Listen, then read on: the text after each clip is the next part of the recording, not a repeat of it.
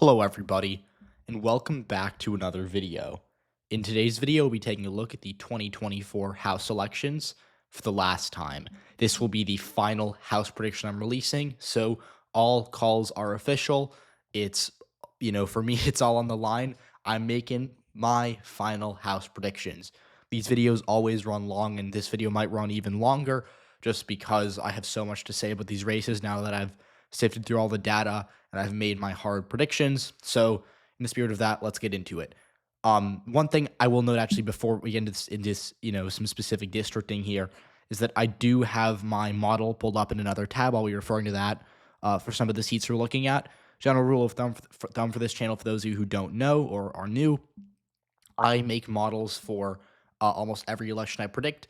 They are not the final call. Usually every election, there's a couple of races I'll break for my model on, but I will show you the model from time to time in this video, and it will inform some of my predictions. With that being said, I know there are going to be a couple seats I'm going to break with the model on. So let's get started. We are going to begin in Maine, starting out with a toss-up race in the 2nd Congressional District. This is a Trump +7 seat. The Democrats have won every election since 2018. Jared Golden, the longtime not the long time, but I'd say a fairly well-entrenched Democratic incumbent running here. And he won by 6 points in 2022, which was certainly a strong performance by him. But a lot of people this time were wondering if he's going to be able to pull it off again. Trump polling well in this district. He was up by 5 in the final poll we've got here, although it's actually a bit down from the 7-point margin he got in 2020. So make of that what you will. We did have I think a Suffolk or Survey USA poll had Golden up by 12, which was shocking. I don't think Golden will win by 12, but I'm going to pick him to win here. We're putting this in the tilt Democratic column. Again, the thing that I keep coming back to with this district is that the polling we have, by all indications, the polling shows that Kamala Harris at the top of the ticket isn't going to collapse in areas like this, right?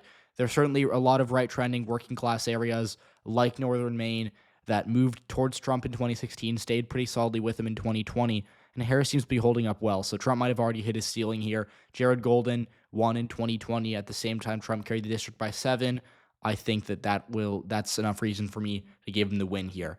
Now, we're going to go to New Hampshire. Some of these likely seats I'm going to fill out just in real time because they're worth talking about. These are both seats that I think could be competitive. My House model, I did the final calculations a couple of days ago. What you're going to see is that even though Democrats have a retiring incumbent in that 2nd district, they're still ahead by 7 and 10% in each of these seats. And so with that, I'm fairly comfortable putting them in the likely Democratic column. New Hampshire is a left-trending state, and both these districts are very solid for Democrats in 2022. And Chris Papa's actually, I read an article, he actually thought he was going to lose in 2022 on the day of the election because of anecdotal reports. He won by 8, and since then, I think it's been smooth sailing. Let's go to New York, shall we? Long Island, starting out in the 1st District of New York, it's Nick LaLota, the incumbent Republican running for re-election. My model has him up by 9%. I think he's going to win by that margin. This is a right-trending district. He did very well in 2022. Democrats haven't contested him. This is going to be a big thing for both parties. There's some seats that have just been left off the board completely, if we're being real here. There's some seats that could have been competitive if, the parties had had made challenges to the other party.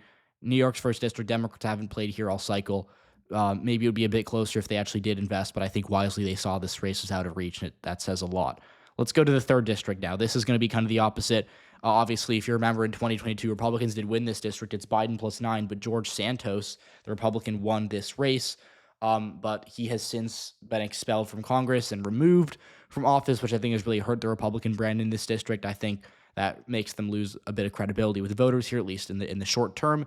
We had a special election there in February. Tom Suozzi, the Democrat, won pretty decisively, and it's now the expectation that he's going to win once again. Again, he's broadly popular here. He's the longtime representative for the district before he vacated the seat to try to run for governor, which he failed at, but now he's back at his seat, and I think he will likely hold on in November. But the real race to talk about, at least in Long Island and New York City, is the 4th District. It's Anthony D'Esposito, who's running against Laura Gillen. And my model has this race as a toss-up, but with a slight edge to the Democrats. And I'm actually going to agree with that. Again, in recent elections, recent elections, what am I saying? In recent weeks, this race has been moved towards the Democratic Party by most of the forecasters like Cook, Sabato, inside elections, right? They've been moving this district away from Republicans into the lean Democratic column. Incumbencies definitely help Anthony Despacito here. I think Trump's going to improve on his 2020 margin, but at the end of the day, what we're going to see is that this seat is a Biden plus 14 district. As long as Harris carries it by 10, I'm not sure Despacito's going to be able to win again. And by the way, what I'm going to say next is going to apply to the whole of New York in these competitive districts. In 2022, when these Republicans swept almost all of these races, with the exception of the 18th, which Democrats held on to narrowly. When Republicans swept these seats, right, we have to consider that at the top of the ticket, you had Chuck Schumer and Kathy Hochul losing most of these districts or underperforming Joe Biden severely. Even if Kamala Harris doesn't reach Biden's 2020 numbers in these districts, she will likely outperform Schumer and Hochul, and that's going to help Democrats up and down the ballot. And keep that in mind. So with that being said, I do want to talk about New York's 17th district. And this district, I think, has gotten quite bad for Democrats. And in their polling, they're showing some signs of weakness. But my model has it as an exact tie. Democrats have a lead of less than 0.1%. So what am I going to say? Well, for full transparency, I'm breaking with the model. I'm going to pick the Republicans to win here. Now, the reason my model thinks Democrats are going to win is because this district is decently left trending and because they do have a slight fundraising advantage. However, with all of that being said, I think it's worth noting that the polls, and we've had actually a lot of polls, right? We had most recently an Emerson poll that had Mike Lawler, the GOP incumbent, up by 5. They've shown a consistent Republican advantage. And Mondaire Jones, who's the Democrat, his own internals have him losing here, and he's released some of them publicly. That's not a good sign. Mike Lawler has secured the endorsement. This is a district where this is a significant Jewish population. Mike Lawler's earned the endorsement of a number of Jewish community leaders across this district, many of whom actually endorsed against him in 2022. That's a good sign for him. The district is going to vote for Harris by a good amount, but at the end of the day, Lawler is a strong incumbent, and I'm going to have him up by around 2 points when it's all said and done, and he's going to hold on to this pretty blue-leaning seat. So Republicans, they might lose this seat down here, New York 4th, but in the 17th, they're looking good to hold on. Now, with that being said, Democrats, I do expect to hold on to the 18th district. Pat Ryan, in my model, as you can see here, is up. Let's take a look. He's up by around 4.6%. I think that's a pretty solid margin. That's what I'm going to go with, maybe a 5-point margin of victory for Pat Ryan. He won by just over a point in 2022. And what we saw was that as Democrats up and down New York in these competitive districts got crushed, Ryan was able to hold on. He's a good incumbent. He's been able to win tough races before, like in 2022. Republicans have, I think, really been focusing on holding on to Molinaro's seat, holding on to Lawler's seat, and helping out Anthony Despacito in the 4th, as well as Brandon Williams in the 22nd, which we'll be getting into later. This seat, I think, is kind of flown under the radar. Democrats have again, if we take a look at just the money that's been spent here, Democrats have had a consistent advantage with that. Again, that's a 2.5 point advantage translated in the model. And the seat, again, did vote for Biden by 11 points in 2020. So I'm going to pick it to go with the Democrats. Now, I think the closest race in New York this year is going to be that 19th district. I mean, Mark Molinaro won it narrowly in 2022, but Democrats have really, really made a play for it. And Josh Riley has actually been able to raise a good amount of money. He actually has a cash advantage in terms of money spent over the course of this election as of mid-October over Mark Molinaro, the incumbent. We've also had some good polling. Riley's been narrowly ahead in some of the polls. My model has it as a very slim Republican hold. I'm going to give it to Molinaro because he's the incumbent, because in 2022 he did win this race. I actually got this wrong. This was the only, this and the 17th were the races in New York that I got wrong. Again, these were two races that I thought Democrats were going to win. They did not win. Democrats severely underperformed. Point being, in that 19th district, what we saw was that Mark Molinaro didn't do well in the special election, but he did do well in the general election against Josh Riley. Riley is now running for a second time. I think he's a fine candidate. He's raised some money. He's polling okay, but we've seen is that usually repeats don't go well, especially when, in 2022 we had Riley running against Molinaro as a non-incumbent. Now that Molinaro is the incumbent, that'll certainly help him. So it's a close race. I think this is the one that I feel the least confident about, certainly, but I'm going to give it to the Republicans just because of that incumbency factor. Now, the good news, I guess the consolation prize for Democrats is that they're likely to pick up the 22nd district in my book. This is up towards Syracuse. It got redrawn. And again, this is Brandon Williams' seat. He's projected to, he's projected to lose by around 3 points. This should be lean Democratic, by the way. Some of these seats, by the way, I forgot to recharacterize, but on the map, they're going to be filled incorrectly. So this seat should be lean Democratic, even though it does say toss-up. And ignore that other map. That's just the model map, which I'm going to break from.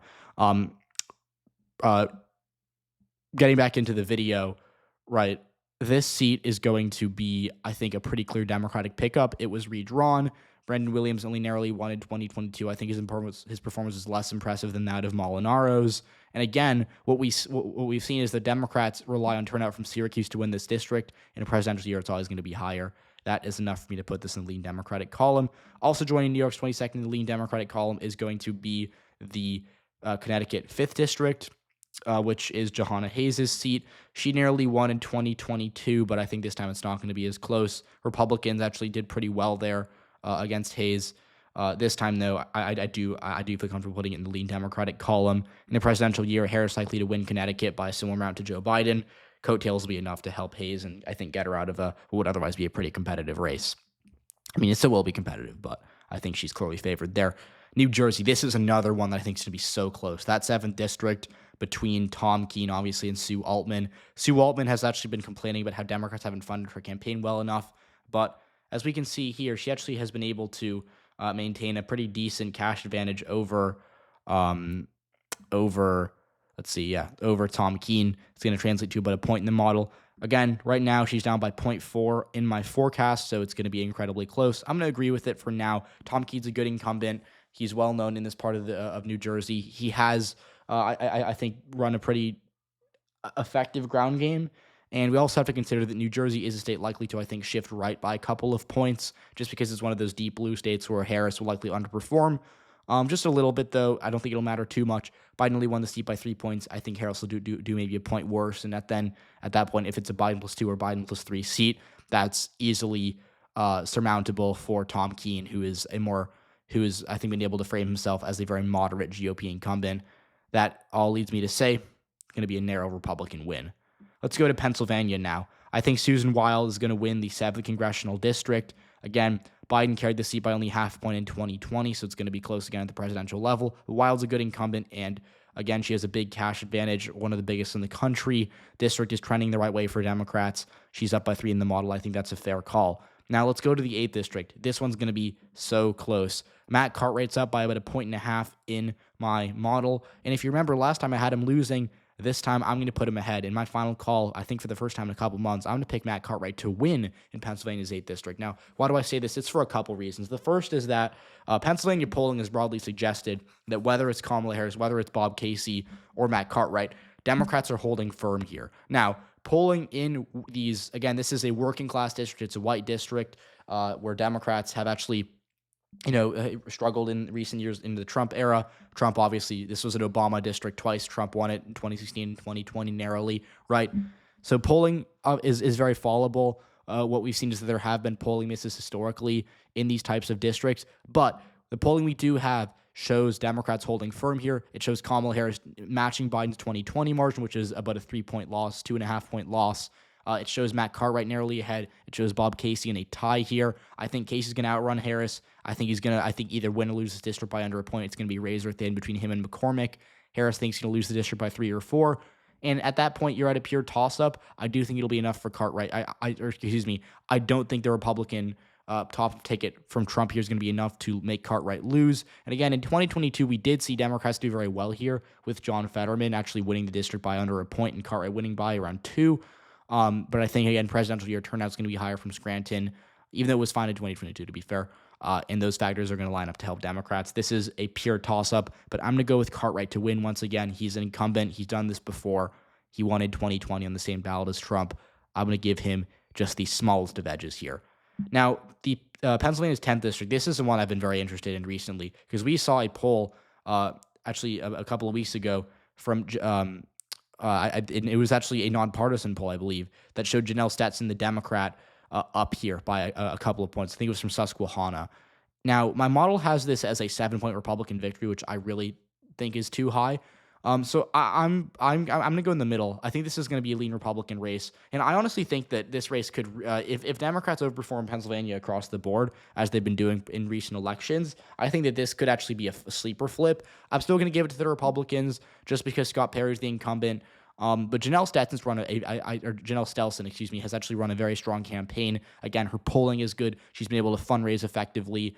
And again, this is a left-trending part of Pennsylvania. You're looking kind of the Harrisburg area, Dauphin County, where Biden did very well in 2020.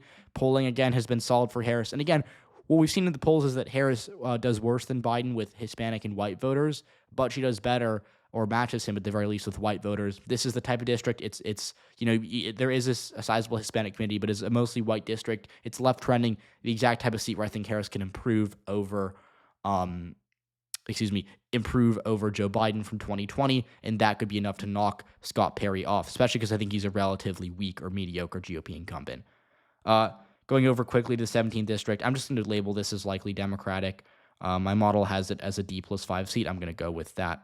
Democrats won it by 6 in 2022. Shouldn't be a problem for them this time. Ohio, talking about a few of these seats. I am going to characterize Marcy Copter's seat as lean D. My model is, again, quite bullish on her. Again, just showing you for transparency reasons. She's up by 8% in it. I don't think she'll win. I think she'll win by half of that. But she did win by 13 in 2022, and Republicans have kind of ceded this race yet again. Now, the real question is whether or not Democrats hold on to the 13th district. I'm going to pick them the favorites here. It's a Biden +3 seat. I think Harris is going to do well enough here. We've actually seen the early voting numbers in Ohio have been pretty good for Democrats. In Cleveland and Columbus, turnout's been up. I think that's going to translate down to Akron as well, where Democrats need high black turnout to win this district. They have an incumbent here. The polling in Ohio has indicated that Harris isn't going to do that much worse than Biden, so I don't think she's going to lose the district. And even say she actually does lose by maybe half a point, that's going to be enough for Sykes to hold on, because she is an incumbent who's going to outrun Harris by I think 2 or 3 points. And to me, that's what's going to call it. I think it's going to be a lean, borderline likely seat for the Democrats. Michigan, let's divide and conquer here, shall we? Starting out in the 13th or in the 3rd district, Democrats won the seat by 13 points in 2022. It's a Biden +9 district. Obviously, Hillary Scholten is the incumbent here. I think she's a good incumbent. My model is very bullish on Democrats here because it's so left-trending. It has her up by 14. I think she'll win by maybe 9 or 10. Although, again, she did win by 13 in 2022, so who knows. But regardless, this seat shouldn't be too competitive. Now, let's talk about Michigan's 8th. This is Dan Kilde's seat, but Dan Kilde is retiring, so Democrats are going to have to defend it a bit harder this time around. Right now, my model has the Democrats up by 2 points here. I'm going to say that Kirsten McDonald-Rivet's going to get the job done for Democrats. I think she's run a decent campaign here. Democrats, I also do think Kamala Harris is, at worst, going to lose the seat by 1 or 2. It's blue or down ballot. That will be enough for Kirsten McDonald-Rivet to hold on here for Democrats, although I think it's going to be by under a point either way. And this, I think, is a good candidate for a seat that could vote for Trump at the presidential level, but it's going to break for Democrats at the congressional level. But I can't say the same thing for Democrats in that 7th district right below it. We've seen movement towards the Republicans in recent weeks, both in the polls and among the consensus, obviously, of the pundits. And what we've seen is that Tom Barrett, the Republican, has really gained momentum. Now, Barrett ran twice against I think Dan Kilde in this district up here. Or no, excuse me. He ran against Slotkin in 2022. I'm tired if you can't tell. He ran against Slotkin in 2022. He lost by 6 points. He's back again, but I think he has a better fundraising, at least variable this time. He also has the backing of Michigan Republicans who've really made this race their priority. And even if Republicans in Michigan do lose the 8th district narrowly, as I'm projecting, if they can pick up this seat, which they lost in 2022, that'll be a huge moral victory for them. But that is only so long as they hold on to the 10th district, which is in Macomb County, which I think they're going to do. Again, this seat was decided by around half a point in 2022. Democrats really could have won it had they actually funded Carl Marlinga, who their candidate was. Remember that Marlinga, again, was outraised 11-1 by John James, and he only lost by half a point or around 2,000 votes, I believe. So certainly keep that in mind. Marlinga does have better fundraising this time, but John James is about as well funded as it gets, so it's not going to matter. We also have to note that Marlinga in 2022 was uniquely benefiting from the fact that Gretchen Whitmer was at the top of the ticket for Democrats, and she carried the seat by, I think, 6 or 7 points.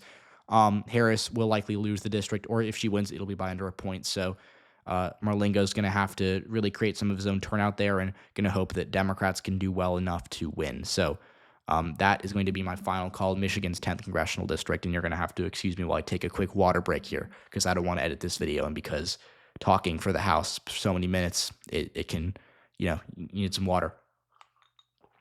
So with that being said, let's go to Indiana.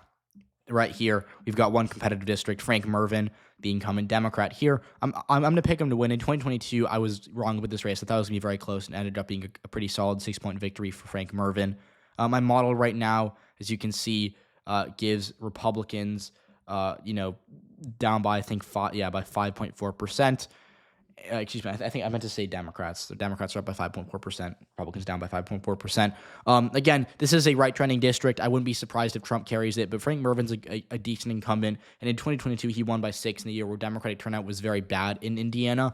I think even if turnout for Democrats isn't great in Indiana, because, again, it's not really a swing state, it'll be better than 2022. That's enough for me to see Frank Mervyn winning.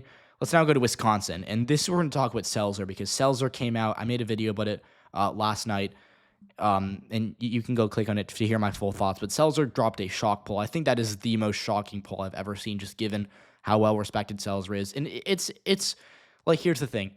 It's one thing if a hackish Democratic internal poll comes out and says, oh, we're going to win Nebraska by 13 points, right? No one cares about that, because everyone knows it's not real, and it's only made up for political reasons, right? And it was commissioned by Democrats, whatever.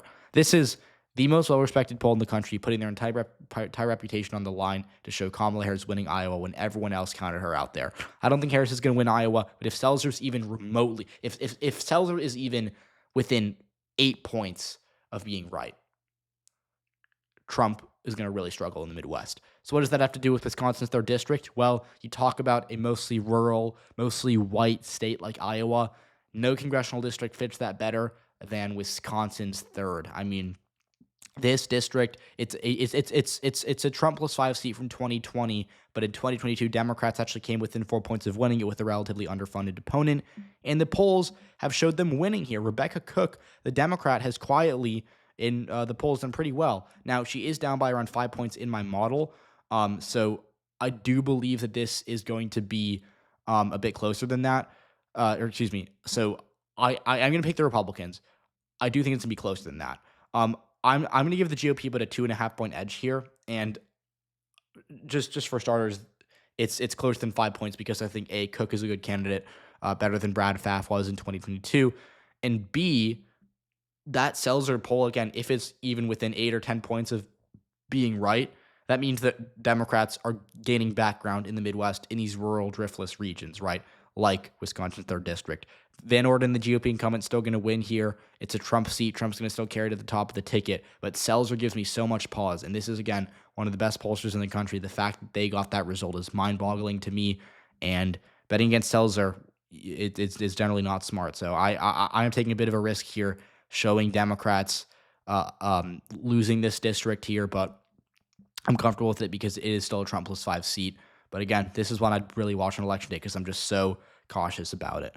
Now, with that being said, let's go to Iowa, the state that Seltzer polled.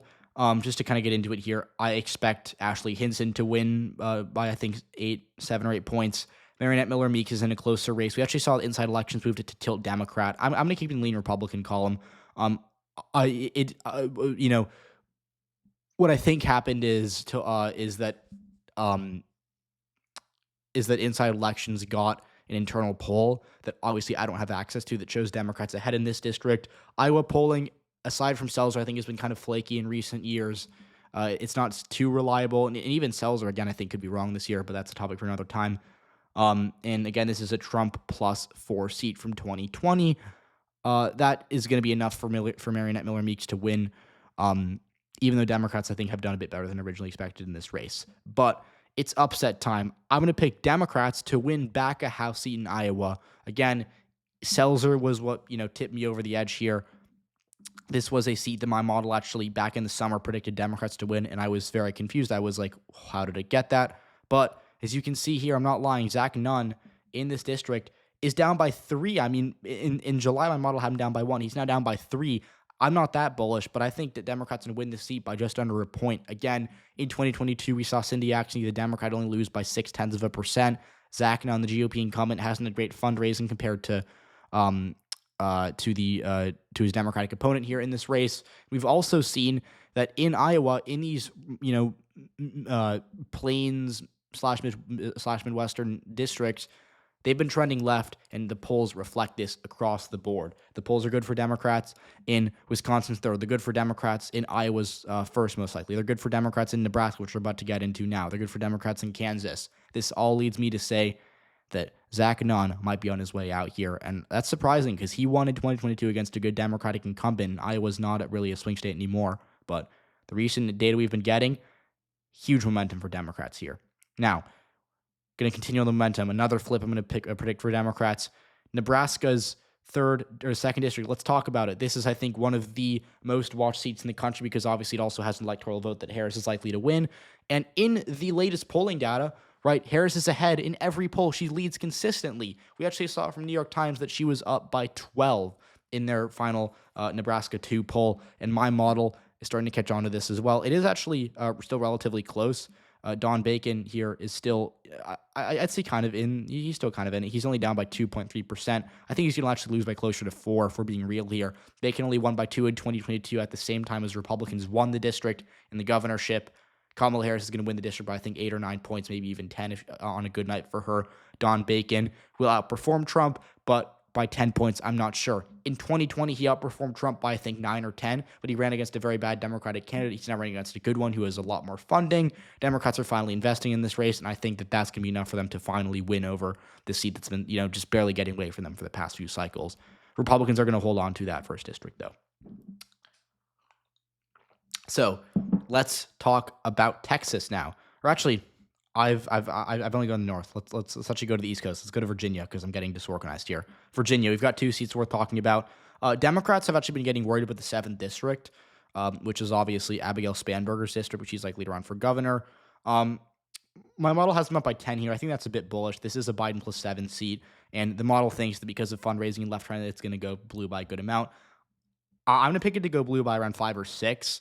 What we've seen is that I think Republicans think they have momentum here because early vote data is pretty good for them, and I actually give some credence to that. Virginia is a state that's been getting a bit concerning for Democrats. No, I don't think Trump's going to win it, but I do think he might actually do a point or so better than 2020, which would be a win for him. And in the suburbs like this district, Democrats, I think, could, just locally be in a bit of trouble here for whatever reason. Just in general, Republicans in Virginia have been kind of on a winning streak, so I'm cautious of that. But again, in 2022, Democrats won the seat by 5 points. And even though they don't have an incumbent here, the fact that it's a presidential year is going to really help them out. And I'm going to call their candidate, Eugene Vindman, the favorite here to win on Election Day. Now, let's talk about the 2nd district. Jen Kiggans, who won in 2022, beat out a Democratic incumbent, Elaine Luria. Kiggans, in my model, is favored to win by 4 points. I think it'll be a bit less than that, but I'm still going to call her the winner, obviously. She's, I think, been able to brand herself as a moderate. That's been successful. This is a seat that voted for Biden by 2 points in 2022, but Democrats need both good numbers with white voters in the suburbs as well as high black turnout. It's possible. I think it's kind of a pure toss-up on the presidential level whether or not Harris wins it, but Jen Kiggans is a good incumbent, and again, I think she'll be able to outrun Donald Trump here because this is a suburban seat where down ballot Republicans are going to do a bit better. So to me, Jen Kiggans at this point is going to win re-election by, I think, 3 or 4 points. Now we've got another pure toss-up in North Carolina. It's that 1st district. Don Davis, the Democratic incumbent here, who in 2022 actually only won by a couple points here, and he was expected to win by more than he ended up winning by. Let's see if I can find it. Don Davis, he's down by 2 points in my model, and I'm actually going to agree with that. Again, he did vote for Joe Biden by about 1% in 2020, but the concern for Democrats is that this district is barely majority. I think it's actually plurality black, and obviously black voters in North Carolina are going to are going to favor Democrats this year. They're going to favor Don Davis. But the problem for Democrats in this election is that black turnout needs to be pretty high for Davis to win. And on top of that, it's already just population-wise declining. This seat is actually losing population. It was drawn by Republicans to trend right over the course of the decade, and I think they're going to get it done here in 2024. I think likely by like a very close margin. I think like a couple thousand votes are going to decide this race here. So it's going to be very close, but I do see Don Davis going down very narrowly here. Now, with that being said, let's go to Georgia. This is kind of a seat that's similar to an extent. This is a rural majority black district where Democrats, I think, long-term could struggle. But for now, Sanford Bishop's a strong incumbent. It's also, obviously, this is a Biden plus 9 seat, so it's a lot bluer than Don Davis's district in North Carolina. But yeah, this is what really I think is convincing here for Democrats in Georgia is that black turnout has actually rose in the final days of early voting. It's still a bit of a concern for Democrats, which we'll talk about in my presidential video when I talk about Georgia, because it's only about 26.5% of the vote when it should be, I think, close to 28% for Democrats to be favored statewide. But again, a lot of this comes down to whether or not black voters show up on election day, whether or not white voters show up on election day. For now, I'm going to assume we kind of kept both showing up, at turnout at similar percentages, and that will be obviously enough for Bishop to win by, I think, 8 or 9 points. Let's go to Florida briefly. Jared Moskowitz in this district, the 23rd. It is a right-trending district, and I think that if Trump it does really well Miami-Dade, it could flip red because of presidential turnout. But again, in 2022, we saw Republicans get the best possible statewide scenarios they could get, with DeSantis winning by 19, Rubio winning by 16. To me, that if Moskowitz could survive that, he can probably survive 2024, at least for the time being. Texas, Henry Cuellar in that 28th district, who won by 13 in 2022. I think he'll win by a bit less, but he'll still win, comfortably. Let's talk with the 34th, though. My model has this very close between Mara Flores, the Republican, and Vicente Gonzalez, the Democrat. Obviously, Gonzalez, as you can see here, that's the wrong Gonzalez. Here we go. It's spelled differently. I forgot to remember that. He's up by 2% in my model's final update, and I'll call him the favorite. But again, this is a seat that's very rural. Democrats are going to need to hold on to Hispanic voters in this district. I think Kamala Harris, I actually have no idea if she's going to win at the presidential level, but down ballot the seat is a bit bluer. And again, unless Democratic turnout is pretty bad here this year, which I think it'll be okay at least, that will be enough for Republicans to hold on, or for Democrats to hold on here. Flores, again, in 2022, lost by 8 points as the incumbent. And for now, I'm not comfortable betting on her to win it back, even though she is a strong candidate, even though I think Trump could actually do quite well in South Texas this year yet again. So with that, we filled out our seats. Let's now go to the western part of the country. New Mexico, we have another. I think this is the race that I've really gone back and forth on.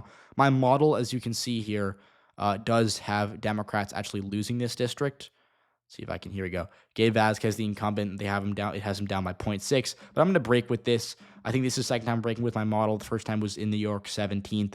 The second time was going to be here, obviously. And they're canceling out. New York 17, my model had blue. I'm going to call it red. This district, my model had red. I'm going to call it blue. So why is this? Well, the model thinks it's going to go red because Democrats have actually, Joe Biden compared to Hillary Clinton actually did a bit worse here relative to the country as a whole. But it's been remarkably stable, and Gabe Vasquez is, I think, a very good incumbent for Democrats. In 2022, Democrats lost the seat at the top of the ticket in that governor's race, but obviously Gabe Vasquez was able to win. Not only did he win, he actually beat out a Republican incumbent in Yvette Herrell, who's now running to reclaim her seat. So, bottom line is that Vasquez has done it before. Harris is going to win the district by, I think, 2 or 3 points, maybe even more than that. It depends on how she does with, obviously, Hispanic turnout in the more Democratic parts of the district.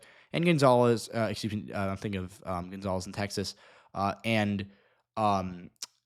Gabe Vasquez is likely to win here. I think it could be. I'm being conservative. I think he could win by 3 on a good night. But I'm putting it in tilt just to be cautious here. Let's now go to Colorado. Colorado is going to be interesting this year because the 3rd district is very left trending. Democrats did really well here in 2022. They came within a couple of hundred votes of flipping it, but obviously that was when Lauren Boebert was still on the ballot. She's since moved to the 4th district where she's going to run there. This is a safe Republican seat, so she'll win. Jeffrey Hurd is now the GOP candidate running against Adam Frisch, and Adam Frisch just has a massive. Talk about cash advantages and how that's affected these campaigns. Lauren Boebert, who left the seat, didn't want to deal with this. And as you can see here, I think this is the biggest advantage that any candidate has in any district that's competitive this year. Yeah, in that district, Adam Frisch's cash advantage is giving him at 6.6%, and that's why the race is a toss-up in my model. So technically, it is being called blue here. But and by the way, I fully believe that fundraising has a huge effect on these races. I mean, Democrats in 2022, I think, in part overperformed because they were able to fundraise so effectively. But anyways, talking about this district, the reason that the model, I think, is so bullish on Democrats here is because Boebert did so poorly. But now she's not the incumbent. Jeffrey Hurd is running for the Republicans. He's a better candidate than Boebert. I think he's going to win over some voters that Boebert wouldn't have won over. And Trump's going to carry the district by, I think, 4 or 5, maybe a little less, maybe 3 or 4 points. That'll be enough for Republicans to hold on to it because it is going to be a bit bluer or a bit redder down ballot. So I'm going to call this but a 4 or 5 point win for the Republicans. Let's go north. Let's go to Washington. This race is this race is just so close. Marie Gluesenkamp-Perez in the 3rd district between her and Joe Kent. Now, I've gone back and forth on this all cycle, but I'm going to come down in favor of Gluesenkamp-Perez. My model is bullish on her. I don't think she'll win by 4. I think she'll win maybe by 0.4. And I'm being serious. This race, it's going to be so close. So on one hand, you do have Donald Trump likely to win the district. He won it by 3 points in 2020. I think he'll win it by about a point or so less. And at that point, it's only a Trump plus 2 seat, maybe Trump plus 3 on a good night for Trump, right? But here's the thing. Gluesenkamp-Perez is a strong incumbent. She won a seat that voted for Tiffany Smiley by 8 points in 2022 in that Senate race. So she's been able to overperform before. Joe Kent, I don't think, is a very strong Republican candidate, as I've established. And this all goes to say that, look, the question is, do voters come back to vote for candidates they didn't vote for in 2022? I made the same argument for Mark Molinaro back in New York earlier in the video, and I'd be inconsistent to say that Joe Kent's going to win after he lost in 2022 in a redder environment. So to me, Gluesenkamp-Perez is going to narrowly hold on to this district. I think a primary turnout was okay. It could have been better, but overall, it's enough for me to say she's going to win. Now, let's go to Oregon. These races are both going to be likely for Democrats, but the question becomes, can Democrats win in the 5th district, which is a pure toss-up? Biden won it by 9, and Harris is going to win it by a similar amount. But Democrats early on have been concerned about their turnout here, and turnout has been down across the board in Oregon. So my model does actually have this race as a Republican-leaning district, and I'm actually going to agree with it. It might seem difficult to imagine a world where Democrats win in Oregon's 5th district but lose, where Republicans win in Oregon's 5th district but lose in the 3rd. But I think it comes down to turnout and candidate quality. Democrats have a strong incumbent in the 3rd district of Washington. They also have better turnout, and the primary vote was better for them there. In Oregon, I think Democratic turnout is a bit lower from what we've seen so far. And also, Republicans have a good incumbent here. Lori Chavez DeRaymer in 2022 got the job done, and Democrats obviously are I would say have some momentum here because it's a left-running district, but Chavez DeRaymer is a good enough incumbent to withstand that for the time being. So, again, Oregon's a really weird state politically to me. I think Democrats kind of shot themselves in the foot by drawing this map back in 2021. They really could have drawn it more efficiently. And I've always talked about how Democrats, this is a left-running district, but not in the way Democrats, I think, would have wanted it to be. Republicans are going to hold on to this for a cycle more, even though I do think Kamala Harris is going to win the district by a good amount. So I think this is going to be one of the biggest overperformances for Republicans on the night in Oregon's 5th district, at least in the congressional races. Now, Nevada, these seats are all very similar to me. They're all, mid to high single-digit Biden seats from 2020. And again, Democratic turnout has been a little concerning so far in the early vote. Democrats have caught up to Republicans in recent days, but not counting some late mail-in ballots and not counting independents, they currently trail by around 45,000 votes statewide. And again, remember in Nevada, around 80 to 90% of the vote is cast before Election Day. So again, in Nevada, most people have already voted and chosen their candidates. So, the election's close to being over at this point. Democratic turnout is going to need to be, I think, high in Vegas and in the bluer Vegas suburbs for me to move these districts to likely. But again, I'm filming this video on Saturday afternoon. I'm going to release it on Sunday morning before John Ralston makes his calls in these 3 races. I think Democrats could be on upset watch if the mail-in ballots don't come in strong enough for them in the final days of early voting in Nevada. But realistically, I think the average outcome here is the Democrats hold on. Again, these are all Biden plus 6, Biden plus 7, Biden plus 8 districts. Even if Harris does lose the state, these districts are all a lot bluer than the state of Nevada as a whole. That's enough for me to say that these are going to stay blue. So let's go to, we're going to go to Alaska now because I want to finish in California like we always do. Let's go to Alaska. Now, Alaska, this is going to be a hot take. Everyone's been saying that Mary Peltola is going to lose. Everyone's been saying, especially if you take a look at the race ratings from the experts, right? I think especially the Code Political Report actually moved this race to the tilt Republican column. But my model, bullish as ever, they put it as Peltola up by 9. I don't think she'll win by anywhere close to that, but I'm going to call her the favorite, and by a lean margin.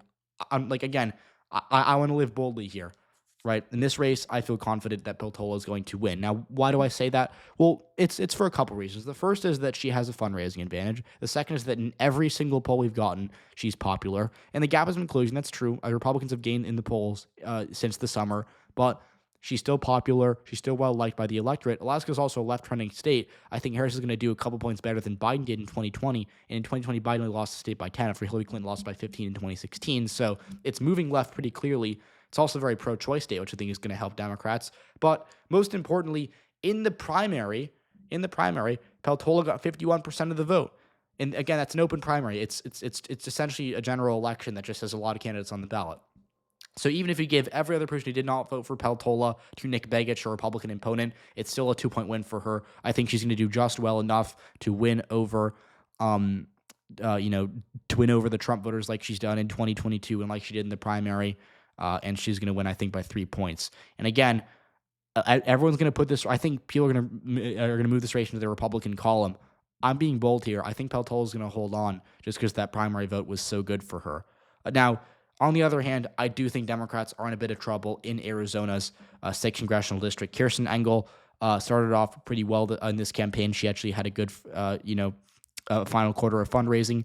But what we've seen is that this district, the trends just aren't there for Democrats. My model has her down by 2 points. I think Juan Ciscomani, the GOP incumbent, is going to win by that amount by 2 points.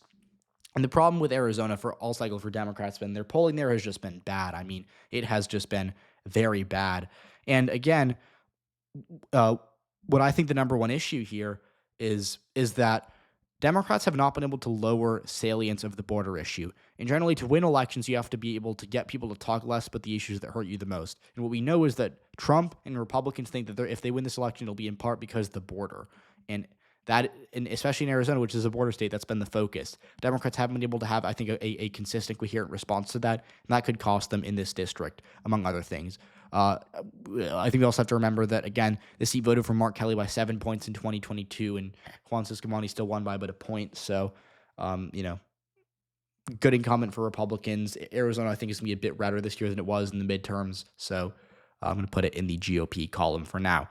Now, this district, the first district I'm very torn on, but I'm going to give it to the GOP again. David Schweikert won by less than a point in 2022, but Democrats in 2022 didn't really fund his opponent. I think they actually should have won that race had they, given more money to Jevin Hodge, who was their candidate. Now, here's the point that I'm going to make. If we see Harris do even 1 or 2% better in the Phoenix suburbs than I'm expecting, it's going to go blue. For now, again, I talked about the issue of the border. I think abortion is a big winner for Democrats. It's going to be on the ballot via referendum. But at the end of the day, I think we're going to see a good amount of Kamala Harris voters who are going to split their tickets for David Schweikert down the ballot. And that is going to, for me, be enough to give him the victory here, although it's going to be very close. And I think Democrats, I think this is the race that I feel least confident about, at least it's like my top 3 least confident calls in the country. I think it's going to be unbelievably close. So let's go to California. We're going to start the Central Valley. And as you can see, as is always the case in the videos, we're setting up for a photo finish here. 214, 214. It's going to come down to California. We've got 7 toss-up House seats in California. And so we're going to start out in the Central Valley with the 13th district, where my model shows Democrats gaining background. 3-point victory for John Duarte in this district. Again, this is a Biden plus 13 district from 2020. I do expect Kamala Harris to do a bit worse than Biden here. It is right trending. And we saw in 2022 that Hispanic turnout was very, low, and that hurt Democrats. But here's the thing. These are turnout districts. There's not a ton of swing voters here, and even if John Duarte, the Republican incumbent, wins them, what really matters is if Democratic turnout, especially with Hispanic voters, is even 10 or 20% higher than 2022. Democrats lost this race by, I think, 700 votes in 2022. Again, if Hispanic turnout specifically is higher, they would have won that race. Or if it was higher, they would have won that race. So Harris might not do as well as Biden at the top of the ticket, but John Duarte, can he even overcome a 10-point, can he even create a 10-point ticket split between him and Trump? I really don't think so. And again, this is Harris's home state. She actually has done very well in this district in the past, and I think that could, marginally boost Democrats here. So, I'm going to call them 4-point favorites in this district, even though it is rather right trending. Now, similar thing in the 22nd district. David Valadao in 2022 won by around 2%, or I think by around 3% against Rudy Salas. But again, Salas actually did quite well with what we saw was that Salas actually did quite well in precincts that were kind of swingy. So he did well enough with swing voters. The problem was Democratic turnout was very bad. And in California in 2022, all across the board, Democrats got crushed because they couldn't turn out their voters, while Republican voters did come out and they voted for Republicans up and down the ballot. This time with Kamala Harris on the ballot, I think Democrats are more energized. Even if Harris doesn't do as well as Biden in 2020 with these districts, it should be enough to flip them back for Democrats, especially because, again, David Valadao, he won by 3% in 2022, which is good, obviously, because it was a blue district in 2020. But in 2022, Brian Dahle, the Republican candidate for governor, also won this district. So Valadao didn't need to really outperform anyone to win. This time, Trump's going to, I think, lose the district by 8 or 9 points. Valadao's going to outrun him, but will it be by enough? I'm going to lean no and pick Salas to win back this seat for the Democrats. So it's going to be close, but I do think Salas has an advantage there. Now, this is another interesting one. I'm actually going to go first. Actually, I'm going to start out in. Actually, you know what? Well, let's see how I want to do this. I'm going to call Mike Garcia to lose here. Now, Mike Garcia in the 27th district has won a lot of very interesting elections. In 2020, he won a special election in the spring, and then he won a full term by a couple hundred votes in November. And then in 2022, for the third time, he defeated Christy Smith. And again, Smith ran against him twice in 2020. He lost. She ran against him in 2022. She lost by 6 points. So Garcia did very well in 2022.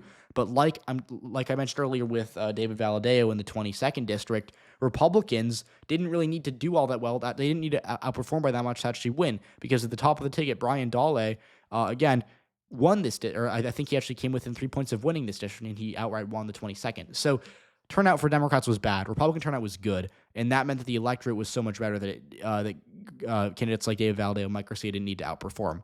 So this time it's going to be different, and that's obviously not because I think Kamala Harris is going to have a generational performance in California, but I just don't think she'll do as bad as Democrats in 2022 did. Garcia has been down in the polls. He's been out fundraised by his Democratic opponent. It's a left-trending district. I think it's going to be one of those seats where we do see consequences for the abortion issue for Republicans. And at the end of the day, at this point, I do think Garcia is going to go down. I have been burnt by Garcia. A lot of people, including myself, I think have been burnt by Garcia in the past. I did, for full disclosure, have Garcia was one of the few races I got wrong in 2022. I had him losing, and I was proven wrong by him. I'm going to have him losing again. We're going to see where it goes. I'm not going to lie. I'm a bit nervous with this one because I was burnt by him last time. But at the same time, it's not good. It's not good analysis to just say, oh, well, the data's pointing one way, but I'm going to pick the other way because I'm scared of being wrong. So, hey, the fundraising, the trends, and the conventional wisdom too has shifted against Garcia. So at this point, I do think he's going to narrowly lose this race. Now, the good news for Republicans is that, first of all, I am going to pick them to win back the 41st district with Ken Calvert. And again, the problem Democrats have is that this is a Trump seat. And at the end of the day, unlike in Mike Garcia's district or unlike in these Orange County districts down here, Democrats need to actually get Trump voters to vote for them in these congressional races. And even though Will Rollins is a good candidate, I'm not sure he's going to do enough to win it. What else can I say about this seat? Trump won it by, I think, 3 points or 2 points in 2020. Harris, I think, has a small chance of winning it. I think it's going to be within a point either way. But again, what really matters here, I would say, is if Harris wins it. If Harris wins it, I do think Will Rollins is going to unseat Ken Calvert. If not, though, I think it's going to stay red. But long term, this is a left-turning district. I think Democrats, especially if Trump wins the presidency on Tuesday in 2026, are going to have a good chance to win this district and to really do well. So with that being said, let's go to Orange County. Democrats hold both these seats right now, and starting with Mike Levin, I think this is where they're going to get the House majority. 218, as you can see on your screen, for Democrats. Mike Levin's seat, let's go the 49th district, south of the 47th district. Democrats lead here by 7 in my forecast. They're also up by 6 in the Katie Porter seat. Just to go through these individually, Mike Levin's a good incumbent. He won by 5 points in 2022, and again, a redder year, and I think he's going to not really have too much trouble winning this time. Now, the 47th district, Katie Porter she retired to run for Senate, and so Democrats are running Dave Min, who I think is actually a pretty weak candidate. But at the end of the day, it's a double-digit Biden seat. Harris is likely to win. I think she'll do fine in Orange County. And the Republicans, 2022, in that environment, they didn't really come that close to winning it. Even though there's no longer a Democratic incumbent, I still think that it's going to stay with the Democratic Party.